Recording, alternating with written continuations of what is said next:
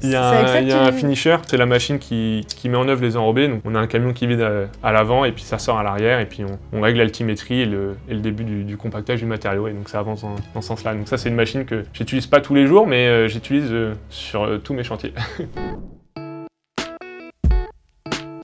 Salut Pierre-Louis. Salut. Ça va? Ouais, toi? Ça va au top. Alors Pierre-Louis, toi tu as 26 ans, tu es salarié chez Wattlet TP, une filiale de Vinci Construction, au poste d'ingénieur travaux depuis octobre 2022, dans les métiers de la route. Exactement. Avant d'être embauché, tu as fait 2 stages dans le groupe, dont ton stage de fin d'études en Belgique chez Eurovia Belgium. On va revenir sur ces expériences de stage et en quoi elles t'ont permis de mettre un pied dans les travaux publics, mais aussi de découvrir le métier d'ingénieur travaux. Est-ce que tu peux nous expliquer en quoi consiste exactement le métier d'ingénieur travaux? Le métier d'ingénieur travaux, en fait, c'est simplement, une fois qu'on a une agence à récupérer un chantier, c'est gérer la phase avant le chantier, donc préparer le chantier, savoir comment on va l'exécuter, quelles vont être les grandes lignes, les matériaux ou les techniques qu'on va mettre en œuvre pour réaliser le chantier. Ensuite, c'est suivre le chantier, donc suivre la partie technique du chantier avec nos équipes sur place et suivre avec le client, lui montrer comment avance le chantier. Et une fois que le chantier est terminé, c'est faire un peu la suivi après. Donc c'est vraiment suivre avant, pendant et après le chantier. Et voilà, on a un peu ce rôle de lier la partie chantier, la partie on va dire entreprise et bureau et la partie client. Donc on est un peu le seul lien entre ces trois gros pôles assez distincts. Alors, tu peux nous raconter rapidement ton parcours et comment t'en es arrivé à intégrer Vinci? J'ai fait une prépa pour les écoles d'ingé et après, après avoir un peu hésité au niveau des concours quelle école je voulais faire, je suis allé à l'ESTP à Paris. Ouais. C'est l'école des travaux publics en 2e année. Donc c'est mon premier stage sur chantier. Ouais. Je l'ai fait chez Vinci et j'ai tellement aimé donc chez Wattlet, j'ai tellement aimé, je suis retourné dans la même filiale, donc sur les travaux publics et la voirie. Donc cette fois-ci en Belgique, donc chez Eurovia Belgium, où j'ai fait 6 mois avant mon embauche. Et alors, c'est quoi les spécificités des métiers de la route? Ce qui est très sympa avec les métiers de la route, c'est que, en fait, on ne le sait pas, mais tout le monde utilise tout le temps la route et tous les travaux qu'on fait. En fait, on dit que c'est le premier réseau social de France, et en fait, c'est pas si faux, parce que pour aller voir un copain, on passe par là, on utilise des passages piétons, on utilise ce qui se passe sous la route sans même le savoir. Ouais. Donc déjà, c'est une des spécificités de se dire qu'en fait, on travaille pour tout le monde, on travaille pour toute la communauté. Et le fait de savoir que tu travailles directement sur quelque chose qui influe le quotidien des gens, ça c'est quelque chose que t'aimes, qui a du sens pour toi? Ouais, c'est surtout quand on approche vers la fin d'un de nos chantiers et qu'on commence à petit rendre des zones au public ou aux futurs utilisateurs, ou même nous, quand on commence à les utiliser, se dire ça fait quelques semaines, quelques mois, ou même sur des plus petits chantiers, quelques jours qu'on bosse dessus, ça y est, c'est bon, c'est lancé. Quand on ouvre une voirie et que tout le monde se met à rouler dessus, on est toujours tous pareils, on regarde les premières voitures passer et on a l'impression qu'on est revenu un peu en enfance en jouant, quoi. Là, c'est un grand jouet.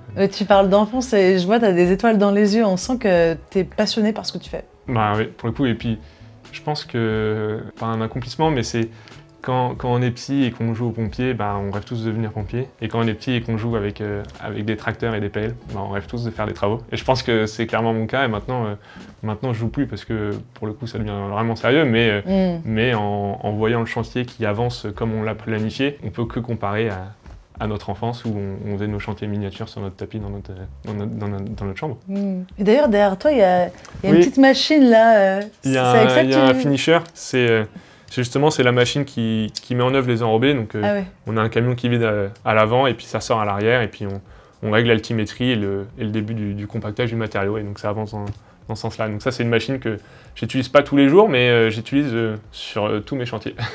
Qu'est-ce que tu cherchais, toi, que tu as trouvé dans ce métier? C'est vraiment un équilibre entre justement ce qu'on disait, le fait de voir notre chantier, de voir ce qu'on fait, d'être sur le terrain, d'être en extérieur et d'agir directement sur le chantier. Donc à la fin de la journée, on voit ce qu'on a fait. Ouais. Et de la partie un peu bureau, où forcément on a besoin de planifier, on a besoin de prendre du temps et on a toutes les obligations propres à plein de métiers. Donc faut arriver à jongler et à trouver le bon équilibre, c'est ça, de trouver le bon rythme. Qu'est-ce que tu as fait dans chacun de ces stages et qu'est-ce que ça t'a appris de ton métier? Alors dans mon premier stage, il durait à peu près 3 mois. Ouais. J'ai pleinement pris la place d'un chef de chantier. Donc j'avais mon équipe de maçons et j'avais un peu les directives de mon conducteur travaux, mon ingénieur travaux, qui me disait bon bah voilà sur les prochains jours, il faut qu'on arrive à peu près à faire telle tâche ou telle phase. Et je devais donner du coup les directives à mes équipes pour qu'elles aillent réaliser ces tâches, gérer les commandes de matériaux, de matériel et un peu l'agencement et l'optimisation sur le chantier directement. Et c'était vraiment ma découverte dans l'entreprise, parce que c'est mon premier chantier. Et après, en dernière année d'école, je suis parti du coup 6 mois en Belgique. Et là, j'ai travaillé plus sur un métier un peu de bureau, sur une dimension environnementale de Rovia Belgium, et arriver à quantifier les émissions de CO2 d'un périmètre particulier de Rovia en Belgique. Est-ce que déjà c'est important pour toi de savoir que tu fais un métier où, justement qui prend en compte les enjeux climatiques? Et aussi, si oui, comment ça se manifeste dans ton métier, dans ton quotidien, ça? Alors évidemment c'est important parce qu'on est dans une démarche où on construit de plus en plus. Et si on construit de la même façon que nos prédécesseurs, on va arriver un peu à terme de ce qu'on peut faire parce qu'on n'aura plus de matériaux ou ces choses-là. Donc d'une part, on n'a pas le choix et en plus, c'est un peu gratifiant de se dire qu'on arrive à refaire du neuf avec du vieux. Et donc c'est ce qui se passe sur tous nos chantiers. Déjà, on essaie de réutiliser au maximum ce qu'on avait déjà utilisé avant. Okay. Donc, par exemple, réutiliser des pavés qu'on déconstruit, s'ils sont encore en bon état, pourquoi pas les réutiliser sur un autre chantier. Et on a ça sur des bétons, faire des bétons bas carbone ou même sur les enrobés. Le fait de réutiliser les anciens enrobés, donc c'est la partie supérieure de la route, pour les remettre dans une nouvelle route, ça se fait de plus en plus et ça devient même presque obligatoire tellement c'est simple à faire et que c'est important de le faire. C'est un cercle vertueux, on démolit quelque chose, il est retraité, si on le sépare bien et qu'on le démolit bien, il est retraité en centrale et on nous le renvoie pour qu'on puisse le mettre en œuvre sur chantier. Donc même économiquement, c'est tout bénéf. Économiquement, c'est tout bénéf et en plus même d'un point de vue économique, mais même d'un point de vue écologique et économique pour l'environnement, pour la planète, ça fonctionne quoi. C'est quoi l'avantage de faire un stage et qui plus est dans un grand groupe? Quand on est à l'école, on nous montre des choses avec les PowerPoint, les cours et tout ça, c'est très bien, mais ça manque un peu de profondeur, donc ça manque de voir réellement ce qui se passe et de se dire tiens, je me pose la minute pour voir les machines travailler, parce qu'on sait comment elles travaillent, mais on les a jamais vues faire. Ouais. On sait ce qu'on veut faire, mais on l'a jamais fait. Et finalement, le stage, c'est maintenant, c'est parti, c'est à nous de jouer, c'est presque un avant-goût, c'est presque un test pour soi et pour l'entreprise aussi, mais de se dire est-ce que ça va me convenir. Mais clairement, ces stages pour toi, ils t'ont permis d'y voir plus clair sur la voie que tu voulais prendre en tout cas. Ah oui, parce que je savais pas quel métier je voulais faire, je savais quel type de métier. Donc ça rentrait dans la case, mais est-ce que c'était juste là parce que ça cochait les bonnes cases, ou est-ce que c'était vraiment ce que je voulais faire? Et puis en sortant, moi j'avais presque déjà signé, c'est bon, je reviens pour mon stage de fin d'études. Ah ouais. C'est ce qui s'est passé déjà. Donc, et tu le savais avant de faire des stages chez Vinci qu'il y avait des possibilités d'évolution ou d'embauche? C'est quelque chose que tu savais et qui t'avait aussi attiré, tu vois, de savoir que tu vas avoir une expérience. C'est clairement l'objectif de... Nous, c'est un objectif personnel parce que si notre stage s'est bien passé, le but c'est de continuer parce que si on s'y sent bien, il n'y a pas de raison, de partir. Et puis la boîte a le même objectif. Si quelqu'un se sent bien, travaille bien et se sent intégré dans les équipes et que en fait, si ça marche des deux côtés, c'est parti. Génial. Ouais. C'est génial, c'est-à-dire qu'en plus, tu évolues non seulement en confiance, mais en te disant, OK, il y a un vrai objectif à m'investir en tant que, même dans un stage dans cette entreprise, parce que je sais que... Il y a de la suite, ça continue. C'est vachement stimulant. Est-ce que tu aurais un petit conseil pour des personnes qui aimeraient faire un stage chez Vinci ou qui aimeraient faire ton métier, en fait, d'ingénieur travaux? Je pense que j'en ai même deux.